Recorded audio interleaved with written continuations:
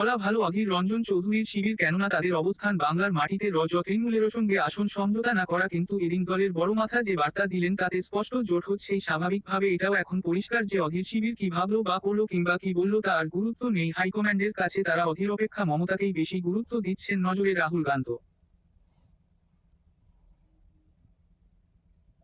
এদিন অর্থাৎ মঙ্গলবার অসমে ভারত জোড়ো ন্যায় যাত্রায় রাহুল সাংবাদিকদের মুখোমুখি হয়ে জানান, বাংলায় আমাদের আসন ভাগাভাগি আলোচনা চলছে, খুব শীঘ্রই তা নিয়ে চূড়ান্ত সিদ্ধান্ত প্রকাশ্যে আসবে। মমতাজির সঙ্গে আমার ব্যক্তিগতভাবে এবং দলেরও খুব ভালো সম্পর্ক। কখনো কখনো এমন হয় ওদের দলের কেউ আমাদের বিষয়ে বিরূপ মন্তব্য করেন, আবার আমাদেরও কেউ কেউ কিছু তির্যক বলে ফেলেন। এগুলো খুবই স্বাভাবিক বিষয়, এর জন্য ইন্ডিয়া জোটের কোনো সমস্যা হবে না। কার্যত রাহুল বুঝিয়ে দিয়েছেন মমতার হাত তারা ছাড়ছেন না। এমনকি একদম শেষ মুহূর্তে মমতা যদি কংগ্রেসকে একটিও আসন না ছাড়েন তাহলেও রাহুলের কংগ্রেস মমতা বিরোধিতার পথে হাঁটবে না। তা সে প্রদেশ কংগ্রেসের নেতারা যতই লম্ফজম্ফ করুক না কেন মমতার বিরুদ্ধে। এমনকি কংগ্রেস সূত্রে এটাও জানা গিয়েছে যে তৃণমূলের সঙ্গে বাংলায় জোট নিয়ে যদি প্রদেশ কংগ্রেস নেতাদের আপত্তি তীব্র হয় তাহলে তাদের বাইপাস করেই যাবতীয় সিদ্ধান্ত কংগ্রেস হাইকম্যান্ড। সেক্ষেত্রে যদি অধীর বা আবু হাসেম খান চৌধুরী যথাক্রমে বহরমপুর বা দক্ষিণ মালদা থেকে প্রার্থী হতে না চান তাহলে জাতীয় স্তরের কোন কংগ্রেস নেতাকে সেখানে প্রার্থী করা হবে।